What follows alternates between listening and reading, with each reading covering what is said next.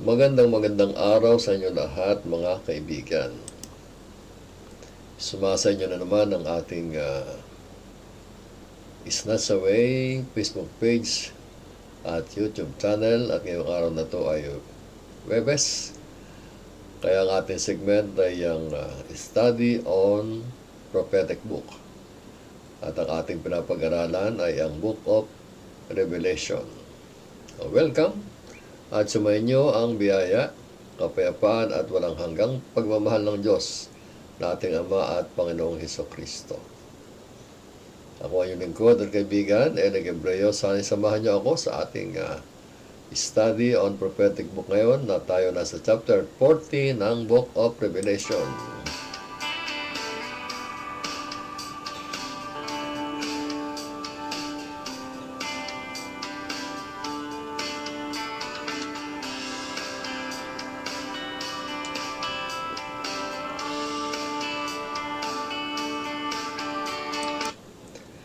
Ang Book of Revelation ay matagal na nating inumpisa ang pag-aaral.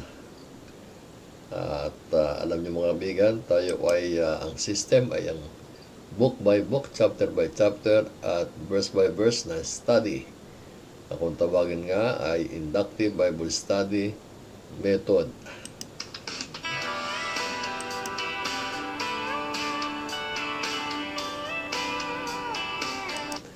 Kaya tayo po ay hindi lamang nag-aaral ng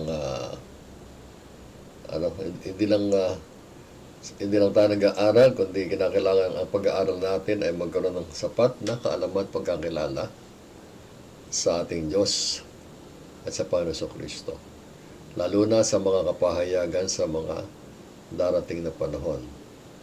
Ang ating pinapag-aralan ay ang Book of Revelation. Ito ay hindi pa nangyayari mga kaibigan, at ito'y mangyayari pa lamang.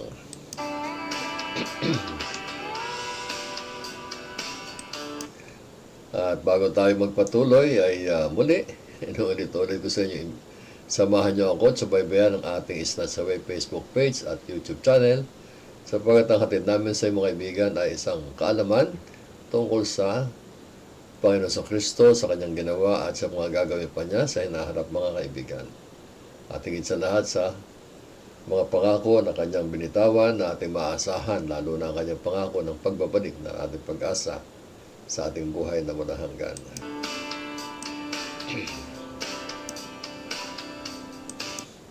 Okay. Okay, tayo po ay manalangin bago tayo mag-umpisa ng ating pagtalakay dito sa ating pag-aaralan ngayong araw na to. Ang maraming Diyos na may likha ng lahat ng bagay, nakikita at hindi nakikita, may buhay at wala. Wala kang katulad, wala kang kapantay, wala kang kapares, lalo na sa pag-ibig at pagmamahal. Dinadala sa iyo, Panginoon Diyos, ngayong araw na ito sa aming gagawin pag-aaral sa iyong mga salita. Nabigyan mo kami ng kaalaman at karunungan upang ito ay aming may pamuhay at mawalhati ka sa aming buhay. Nanahin po namin ang iyong Espiritu ang siyang magbigay sa amin ng kaalaman at kapuspusan upang maintindihan namin ang mga salita na aming pag-aaral ngayon. Salamat sapagkat nasulat ang mga salita at ito ay available sa amin upang basahin, pag-aralan at pagbulay-bulayan. At higit sa lahat, sapagkat ang pinapakilala ng salita ay walang iba kundi si Jesus Christ ang salita. Ang salita ng buhay na dapat namin pamarisan at paglingkuran. Kaya dalayan po namin sa sandaling ito ang lahat na makakapanood ng broadcast na ito ay pagpalain mo at magkaroon sila ng desire na makilala pa sa higit na malalim na kapamaraanan si Jesus Christ, naming Panginoon at tagapagligtas. So, kung makikilala namin si Jesus Christ, ay makikilala namin ikaw, Panginoon Diyos, Ama. Ang dakilang Diyos na lumikha ng aming buhay at nagbibigay ng buhay at lahat ng aming pangangailangan Maraming salamat po sa iyong katapatan sa pangalan ng Panginoon Jesus, na aming tagapagligtas at Panginoon. Amen.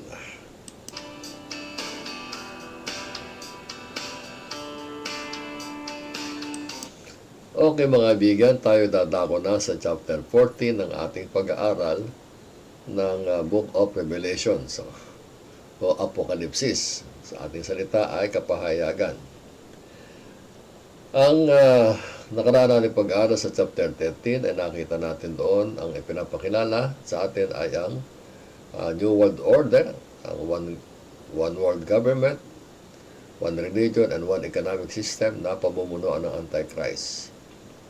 Hindi pa siya dumarating, subalit na lahat ng palatandaan ay nakikita na natin mga kaibigan.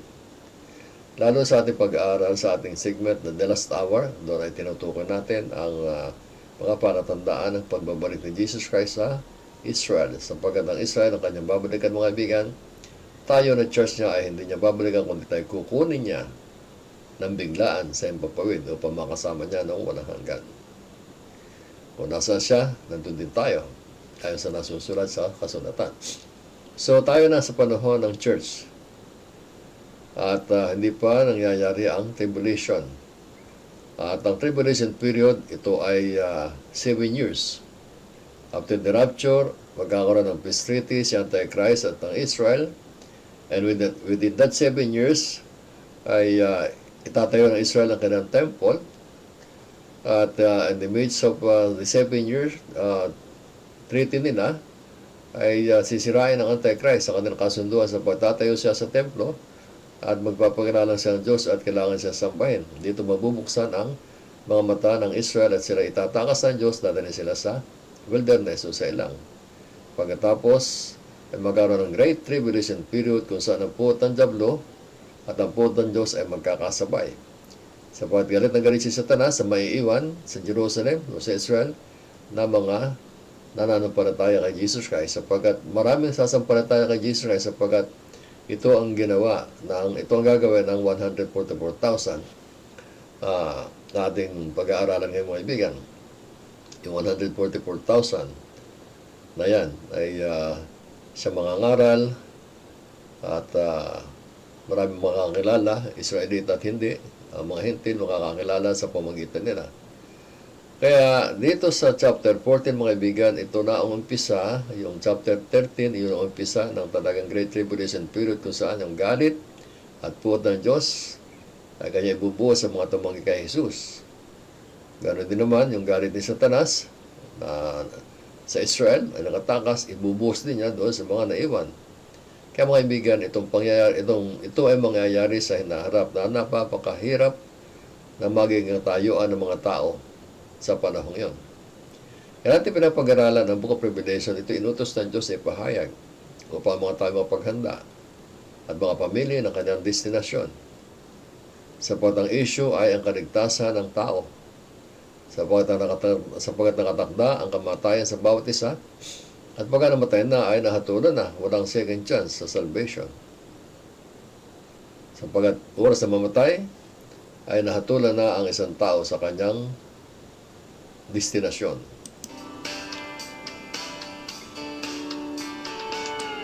Kaya itong ating pinapag-aralan na hindi pa nangyayari mga kaibigan. Bagamat ngayon naghihirap ang mundo, marami kahirapan nararanasan. Ang sinabi ni Jesus Christ, darating ang panahong ito, darating panahong yon na kahirapan, kapighatian na hindi pa nararanasan at hindi na mararanasan pa. Yan ay mangyayari sa tribulation period mga kaibigan. Okay, tunghayan natin ang unang verse. Ang ating tatalakayin dito ay verse 1 to 6 lamang mga kaibigan sa chapter 14. Then I looked and behold, a Lamb is standing on Mount Zion, and with him 144,000 having his Father's name written on their foreheads. Una natin nakita ang 144,000 ito mga kaibigan sa chapter 7 ng Revelation, kung saan sa verse na sinabi doon na sabi ng isang anghel, do not harm the earth, the sea, and the trees till we have sealed the servants of our God on their foreheads. And I heard the numbers of those who were sealed, 144,000 of all the tribes of the children of Israel were sealed. So itong 144,000 mga kaibigan, ito ay mula sa 12 tribe ng Israel. Yung 12 tribe ng Israel, ito yung mga anak ni Jacob. So ang naging total nito, 12,000 each tribe, times 12 is 144,000. Sila yung magiging mga evangelist. Sila yung magbabahagi ng salita ng Diyos, ng kaligtasan para sa lahat ng taong may iwan sa rapture. Yung mga left behind, magkakaroon ng rapture, then after the chaos, magkakaroon ng pirmahan si Antichrist at ang Israel na peace for 7 years. And within that year, mga kaibigan, kasi yung nahati ito sa dalawa eh. First 3.5 years, medyo maganda ang buhay. The false peace and prosperity na may enjoy ng mga tao. At doon, marami ang sasampalataya, maniniwala. Plus, yung mga Israel ay kasi sa panahon ito ng tribulation period, this is the time of God to Israel. Sa ating panahon ngayon, this is the time of God to the Gentiles.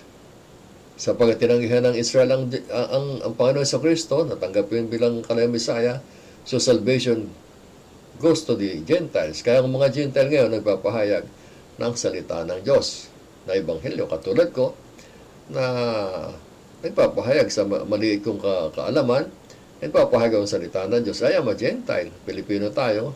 So kung hindi ka Hudyo, ay ikaw ay lahi ng iba't ibang lahi sa mundo. Ang Diyo kasi ay yung purong dugo nila, walang halo. So ang Israel, ang mga Diyo na tumanggi kay Jesus Christ sa salvation ngayon, nasa sa Gentile, ang nag-i-enjoy ng presence of God, ng biyaya ng Diyos ay mga Gentile, bagaman ang Israel ay pinagpapala, but the presence of God is not within them. The presence of God is within the church. At itong mga 144,000 itong mga ibigan, they are going to preach the gospel to the Israelites. Kaya lang, this time nandun din ang mga Gentiles na marami din maliligtas. At makita natin yan, nakita natin ang maraming yan ay nandoon sa chapter 20 verse 4 ng Revelation na mapapag-aralan natin sa naharap. Yun nga lang, sila ay mga beheaded. Sila yung napugutan ng ulo sa chapter 13 ng yung Revelation, sapagkat kung hindi ka sasamba sa Antichrist, kung hindi mo sasambahin, yung revolto na ginawa ng false prophet ni Antichrist ay papatayin ka sa pamagitan ng pagpugod sa ulo. Magtatakasan sila, pero hindi sila makakawala sapagkat sila ay hindi pa pwede makabili ng pagkain o makapagbenta ng kanilang produkto para mabuhay. At mangyayari lamang yung pagka sila natatakan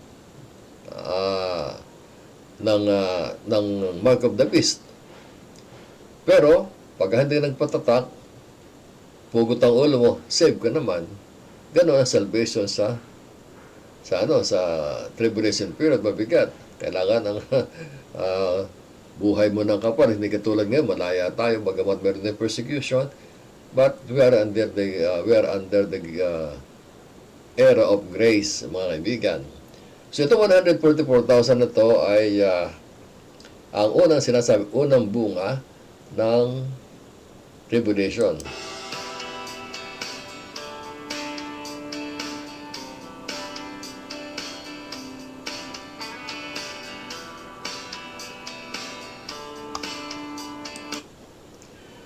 So sabi sa verse 1, Then I look and behold, a Lamb is standing on Mount Zion, and with him 144,000, having his Father's name written on their foreheads. Mga ibig.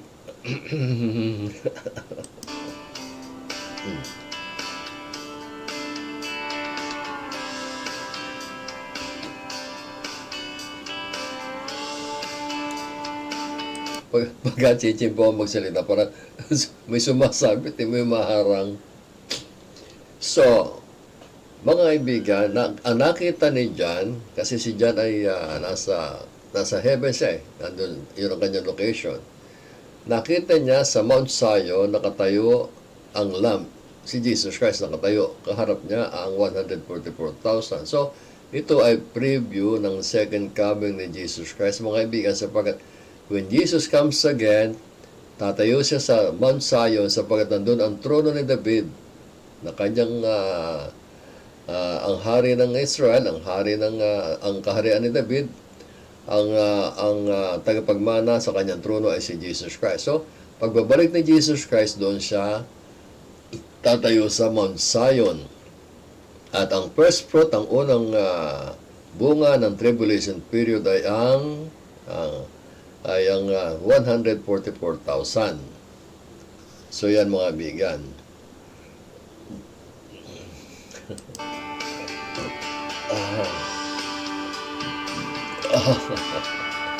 Umaalsa. So nasa harap ni Jesus Christ ang 144,000. So ito nga yung preview na si Jesus Christ ay nakatayo nasa Mount Zion bilang King of King and Lord of Lords. Ayan. So yan, sila ang unang bunga ng tribulation period, ang 144,000 mga kaibigan. So ang tribulation period ay binubuo ito ng 7 years at magbabalik si Jesus Christ, mga kaibigan, sa Battle of Armageddon with His church. Una, magkakaroon ng rapture, tapos 7-year tribulation period, tapos heaven, 7-year glad tidings, nandoon yung church, binibigyan ng rewards, ikinasal kay Jesus Christ, at babalik kasama niya sa Battle of Armageddon upang iligtas ang remnant of Israel. At dito, tatayo siya ngayon sa Jerusalem, sa Mount Zion, nandun niya ang trono niya bilang hari ng daigdig, yung kanyang millennial kingdom, sapagkat hindi pa siya naghahari sa mundo. At matutupad ang pangako ng Diyos kay Abraham, na ilupain ay pinangako ng Diyos kay Abraham, ay matatanggap ng Israel, at si Jesus Christ naman ay magiging King of the Jew. Na ginagalit nga ito ng mga Hudyo noon, na nilagay ni Pilato ang pangalan sa kanyang krus na King of the Jew. Yan ang magaganap, mga kaibigan, sa hinaharap. So sa ngayon, ito ay preview na siya ay nakabalik sa Jerusalem. Verse 2. And I heard a voice from heaven, like the voice of many waters, and like the voice of a loud thunder, and I heard the sound of harpists playing their harps. They sang, as it were, a new song before the throne, before the four living creatures and the elders, and no one could learn that song except the 144,000 who were redeemed from the earth. O so ito naman, nasa heaven naman, mga ibigan. So, 144,000 na may awitin na hindi alam ng iba maliban sa kanila. There's a song that nobody can understand. Tanging sila lamang ang maawit sa harap ng trono ng Diyos. Hindi natin alam. So, kasi sa heaven, pagdating natin doon, ayon sa salita niya, tayo ay walang gagawin doon kundi mag-worship, i-worship si Jesus Christ, i-worship ang trono ng Diyos, at isasamba tayo. At dito babalik sa lupa, mga kaibigan, upang maglingkod at makasama ni Jesus Christ sa kanyang kaharian for 1,000 years. Yan ang mangyayari sa hinaharap, mga kaibigan. Hindi pa natin alam kung kailan, pero definitely it will happen. Sa verse 4, these are the ones who were not defiled with women, for there are virgins. These are the ones who follow the Lamb wherever he goes. These were redeemed from among men, being first fruit to God and to the Lamb. And their mouth was found no deceit, for they are without fault before the throne of God. Ito, mga ibigan, na 144,000 ito, maaari napakinggan nyo na. At ito napapakinggan ko, actually, nakausap ko din sa mga Jehovah Witnesses, na sila daw yung 144,000 na sinasabi sa Book of Revelation. At sabi ko naman, nung panahon yon, ay sobra na kayo sa 144,000. Kaya hindi na kayo 144,000 kasi sobra na ang bilang ninyo sa inyong relihiyon. At isa pa, the 144,000 are men without any experience sa sexual intercourse sa mga babaihan. They are virgins. Ito mga 144,000 na to na tinataka ng Diyos ng kanyang pangalan sa noo, ng 144,000 na nakatatak ang pangalan ng Diyos sa kanilang noo, hindi ito nakaranas na mga pagtalig sa sinumang babae. Never have any experience with sexual relationship with anyone. At isa pa, sila ay hindi nakapagsinungaling kahit isang beses. At sila ay malinis. Wow! Posible ba yun? Kaya sabi sa Bible, walang matuwid kahit isa. Sa tao, walang matuwid kahit isa. Ang lahat na tao nagkasala. Walang malinis na labi, sabi sa Romans chapter 3. Na lahat ay madumi. Sinungaling. Ako, nung bata ako, hanggang sa bago makakilala sa Panginoon, sinungaling. Napapadalos pa rin nila sa pagkakamali, pagsasalita ng mali. So, walang perfectong tao. Pero ito, 144,000, God keep them. Iningatan sila ng Diyos para gamitin niya sa tribulation period to witness to the Israelites. Sila nag-witness to kaya, but they can claim na sila ay 144,000, pero maraming nagsasabi nito na sila ay 144,000 na tinatawag ng Revelation. At sa sulat ni Pedro sa 2 Peter, sa 1 Peter chapter 2 verse 21, ganito sinabi ni Pedro. Alam mo si Pedro, ang isang apostol ng Panginoon, talaga napaka sipag. At bukod doon, nasa sipag siya maglingkod sa Panginoon, temperamental din. Ang sabi niya, for this you were called, because Christ also suffered for us, leaving us an example that you should follow his steps, who committed no sin, nor was deceit found in his mouth. Mali ba sa 144,000? Of course, si Jesus Christ ay perfecto. He's a perfect man of God. 100% God, 100% man. Ginawa siyang kasalanan para maligtas ang makasalanan sa sanlibutan. Yung si Jesus Christ na hindi napakinggan ng salita ng kamali at kasinungalingan at hindi nagkasala. Si Jesus Christ. Pero ito 144,000 ay sinasabi ng Diyos, sinasabi ni John, na in their mouth was found no deceit, for they are without fault before the throne of God. So, sa harapan ng Diyos, sila ay perfecto, mga kaibigan.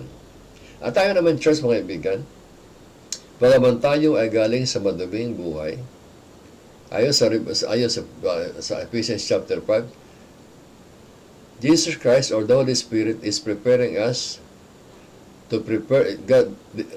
The Holy Spirit is preparing us. Inihanda tayo ng Holy Spirit to present us to God without blemish or fault.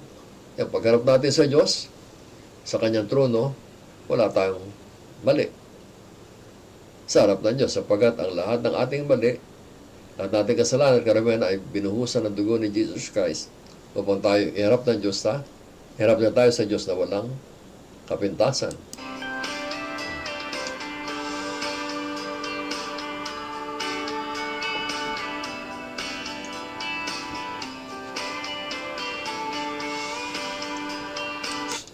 At yan ang gawain ng Banal na Espiritu sa buhay ng lahat na mananampalataya. That is the work of the Holy Spirit in the church today.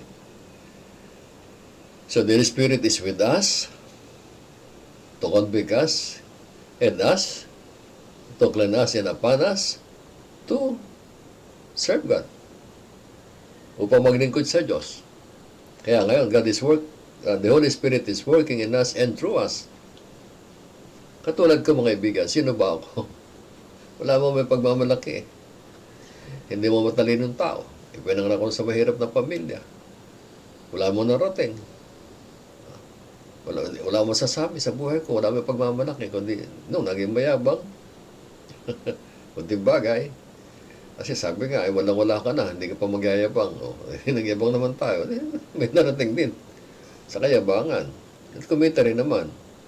Pero, walang kaligayahan, walang kapayapaan. So, iharap tayo ng Holy Spirit sa Diyos na without blemish, effortless because that is the work of God in us and through us. Hindi natin gawa, kundi ginawa niya para tayo harap sa Diyos na malinis at walang dungis to be the bride of Christ. That is the work of the Holy Spirit, mga kaibigan. Hindi natin gawa. Kaya nga sabi ko, kung gusto mo bagong buhay mo, total, lahat ng tao ay gustong magbago. Lalo, kararaan lang ng bagong taon, madaming New Year's resolution na failure naman. Tanggapin mo si Jesus Christ at si Jesus Christ ang lilinis ng buhay mo at iharap mo sa Diyos na malinis at magiging bride of Jesus Christ. Yan ay gawa ng Diyos sa tao because salvation is the work of God and sanctification is the work of God. Lahat ay gawa ng Diyos. Ang ating magagawa lang ay ang sumunod. Obedience is our part. So, ang 144,000 ay malinis sa harap ng Diyos sapagkat ang Diyos ang may gawa. Hindi sila nagsinungaling. Walang mali nakita sa kaya. Nobody can claim, mga kaibigan, na sila yung 144,000 na atin napapakinggan noon pa na sila daw yung 144,000. Nasabi kami sumubra na niyang bilang. E paano sobra? Hindi makakasama. Ay bakit kung 144,000 kayo, patuloy pa rin kayo sa inyong paggala? Okay.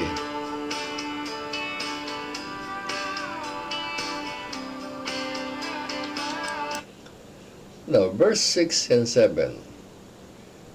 Then I saw another angel flying in the midst of heaven, having the everlasting gospel to preach to those who dwell on the earth, to every nation, tribe, tongue, and people, saying with a loud voice, Fear God, and give glory to Him, for the hour of His judgment has come, and worship Him who made the heaven and the earth, the sea, and springs of water. Ito naman, mga kaibigan, ang anghel na nagpahayag ng ebanghelyo. So, alam niyo mo, nung ako ay malakas pa, at marami pa rin nakakausap, mga kakilala, ang kapatiran, mga ibang mga pastor. Ang hilig ko kasi ay tungkol sa sa usapan, lagi ko nababanggit sana mag-rapture na. I'm blessed do. Siyempre, mahirap ang buhay dito sa mundo. Hindi naman tayo nagsasabi mag-rapture na kasi frustrated tayo, disappointed tayo. Yes, we are experiencing trials and sufferings, but the Lord is keeping us. Pero ang blessed do kasi, ang tunay na pag-asa natin at ang buhay na maganda para sa atin, ang rapture of the church. Minsan nasabi ko, sana mag-rapture na. Ay sinasagot sa mga kapatid, hindi pa mag-rapture. Bakit? Kinakailangan may pangaral muna ang ebanghelyo sa lahat ng tao. Ayan. At yun naman totoo. At yung matatagpo natin sa Matthew 24, verse 14. Ito lagi sinasabi ng mga nung iba na tungkol pag-usapan ang pagbabalik ni Jesus Christ. Pag sinabi, sana mag-rapture na, sana bumalik na si Jesus Christ. Ay, hindi pa.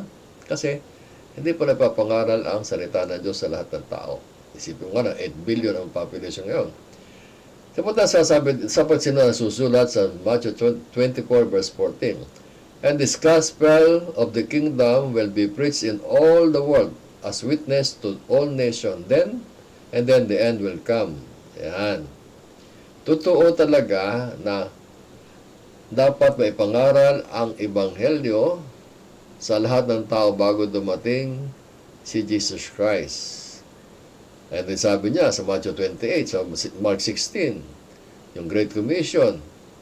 And He said to them, Go in all the world and preach the gospel to every creature.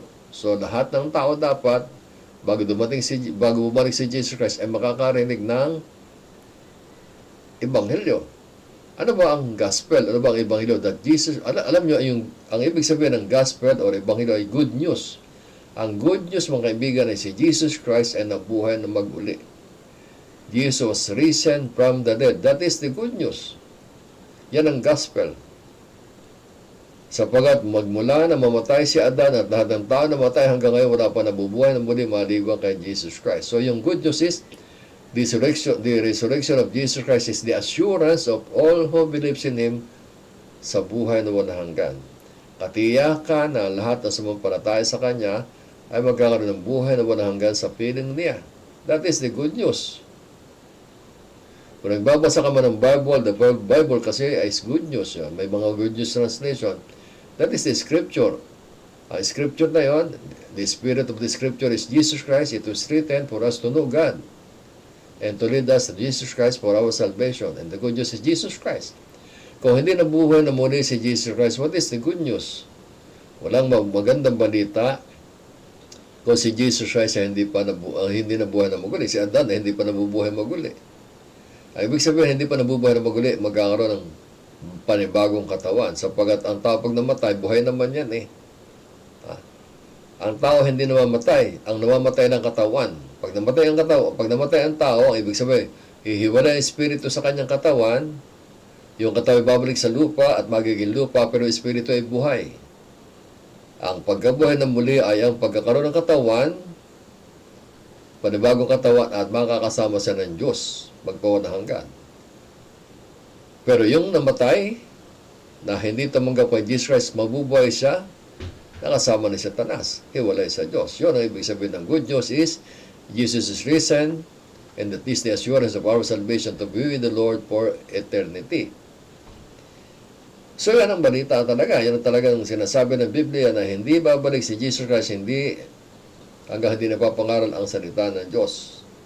Pero mga bigan, yung rapture ay iba. Ang rapture, there is no sign for the rapture.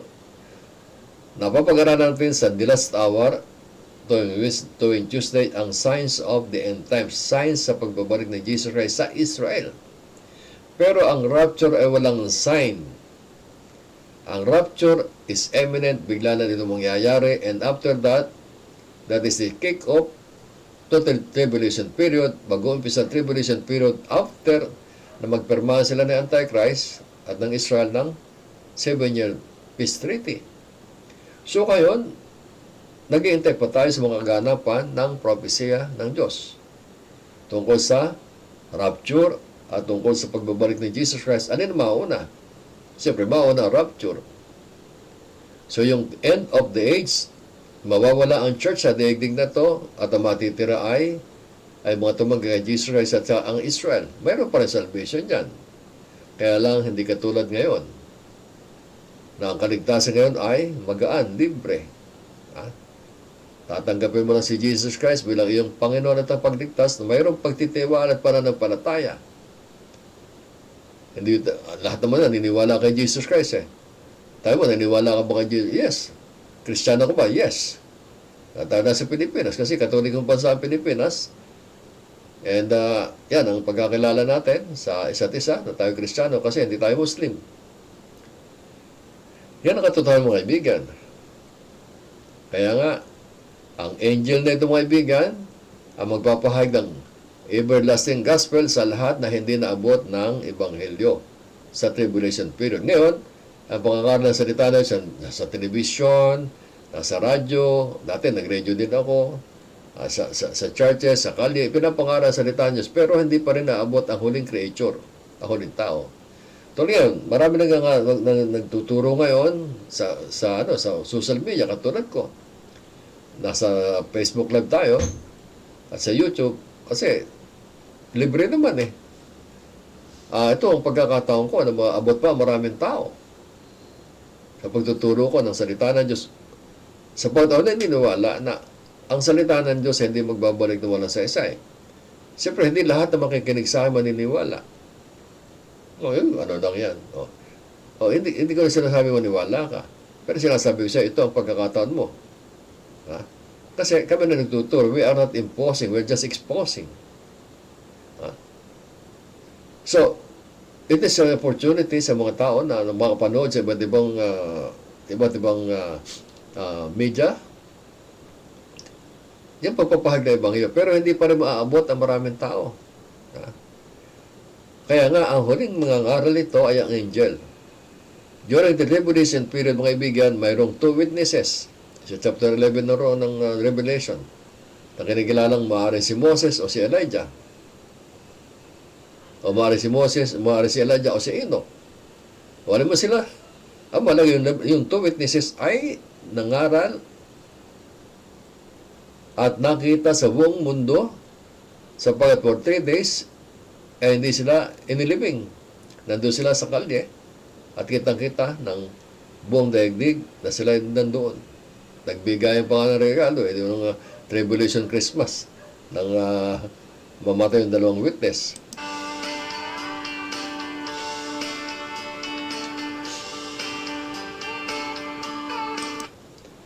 So yun mga kaibigan, ang ginagawa natin because faith comes from hearing and hearing the Word of God.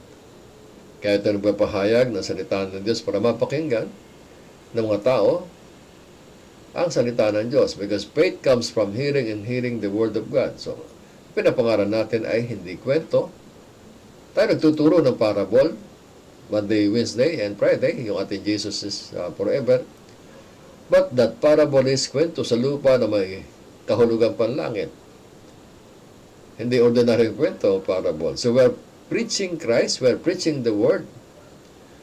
At ang salitang yan, ako'y naniniwala na hindi magbabalik ng walang saysay sa pagkat sinabi ni Isaiah na ang snow o niebe bumababa sa lupa o ang ulan, bumabaksak sa lupa, ang halamay nadidinig at tumutubo hanggang sa magbunga. Napapakinabangan ang bunga. Ganoon naman salita ng Diyos, ito hindi magbabalik na walang saysay. Kaya ako naniniwala, itong aking ginagawa ay mayroong saysay sapagkat napapanood ko naman, mayroon din ilang-ilan nanonood dito sa aking page. At least mayroon ang follower na 315 na nakikita, at least may nanonood pa rin. So, sapagkat sinasabi ng salita ng Diyos sa isang kaluluwa na tumanggap kay Jesus Christ bilang Panginoon at tagapagligtas, million of angels are rejoicing in heaven. Because salvation is a miracle. Salvation is the work of God, mga kaibigan. Hindi ito gawa ng tao. Milagro ang kaligtasan ng tao. At milagro din ang pagbabago ng buhay ng tao sapagkat kahit na sinong tao hindi mababago ang ugali ng isang tao, it's only God who can change our attitude, our character, and all of us. Being born again is a miracle because we are becoming a new creation of God. So, God created everything. May buhay at wala. Ang ating new creation, ang ating bagong buhay, ang Diyos pa rin ang may gawa. Yan mga kaibigan, ang totoo. Ang Diyos na nag-umpisa, ang Diyos din ang tatapos sa ating pananampalataya. Kaya, ako naniniwala mo kaibigan na darating ang rapture na hindi natin alam. Kung hindi ako naniniwala sa prophecy, hindi ako magtuturo nito. Mapapahiya na ako mapapahiya ako mga ibigan. Ba't ako magpapahayag ng prophecy kung hindi ko sigurado? Because napatunayan sa Bible.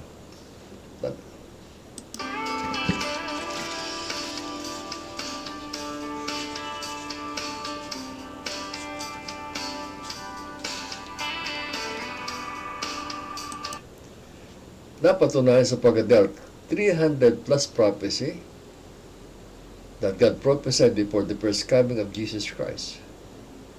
And there are hundreds of prophecy, signs of the end times for the second coming of Jesus Christ. At ang pinag-aaralan natin, ang Revelation, mga kaibigan, ito ay magaganap pagkatapos ng rapture.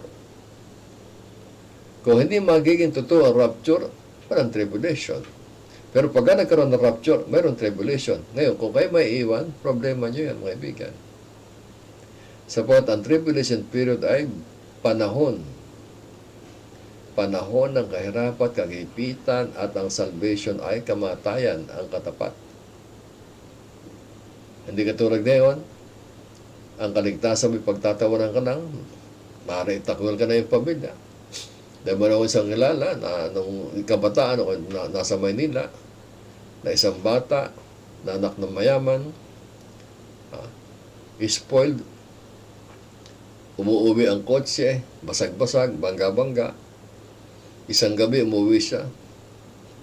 Ba't kaganabi? Nagadin po ako ng Bible study. Nabato ng astray.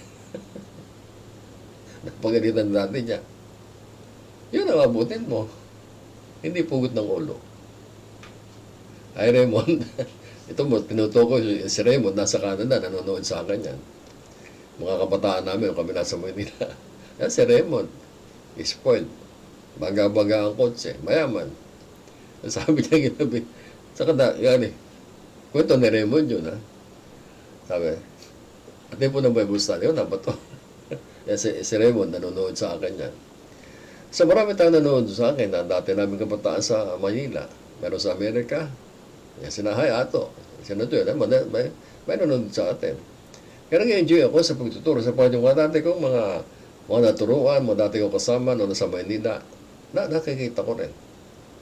Nagbabate, naglalike. At yung mga dati kong mga kasama sa Manila, nakikita kami dito sa Facebook.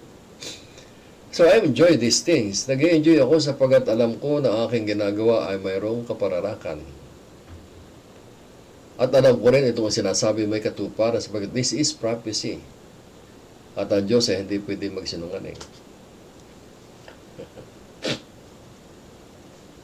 Kaya I enjoy these things, mga kaibigan. Kahit na ako ganito, nahihirapan ng magsalita, I enjoy.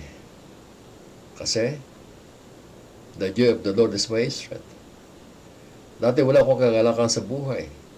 Sapol sa bata ay magluner. Natuto rin bumorgada pero walang kwenta. Pasamantala lang ang kagalakan. Pero makilala ko si Jesus Christ, iba ang aking buhay. Ngayon pwede na mag-isa. Hindi na mausulo eh. Because Jesus said, go and I will be with you throughout the end of the earth. So pag nakilala mo si Jesus Christ, ngayon pa lang kasama mo na siya. You have the joy of the Spirit. Ano mong klaseng hirap ay yung nararanasan. Dito sa pandemic na to, yes, mahirap. Lalo na kami na mga senior, hindi makalabas. Ano pa ang gagawin ko sa labas? Tagal ko naglalabas. Enjoy na ako dito. Dahil I enjoy my relationship with Jesus Christ. Kaya maraming tao ang adagaga. Uncertain, anxiety, may mga nagpapakamatay pa.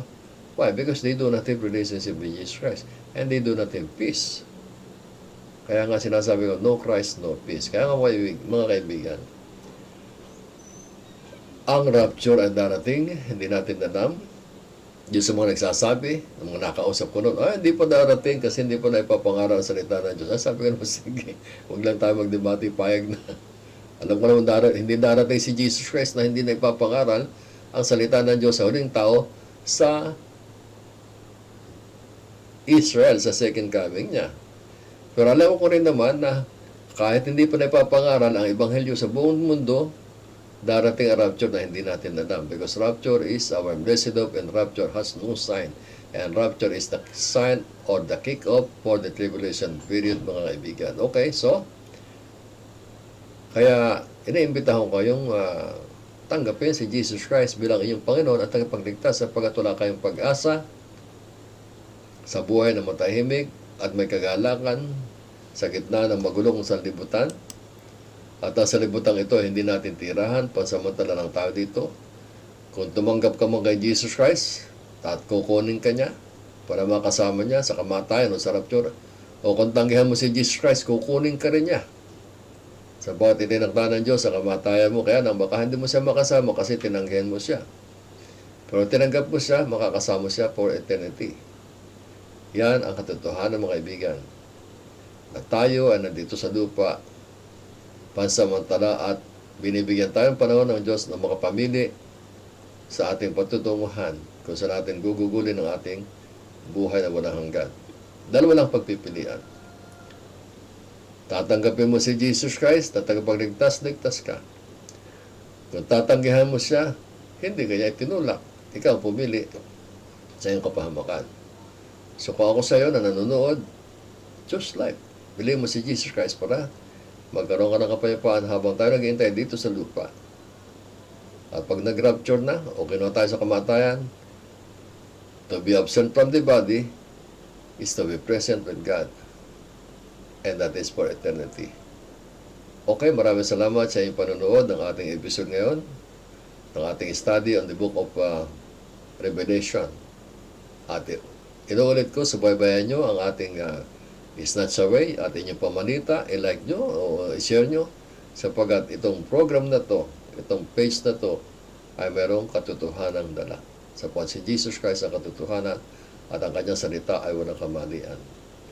Ang Bible ay sinasabi na sinulat ng tao, mali. Ang sabi nga naman, hanapan mo na mali at kung may makikita ka.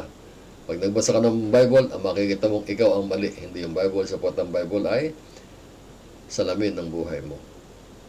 Yan ay totoo mga kaibigan. Okay, maraming salamat. Ako yung lingkod at kaibigan, Elia Gebreyo, nagsasabing Maranatha, come Jesus come. Amen. Hallelujah. God bless you.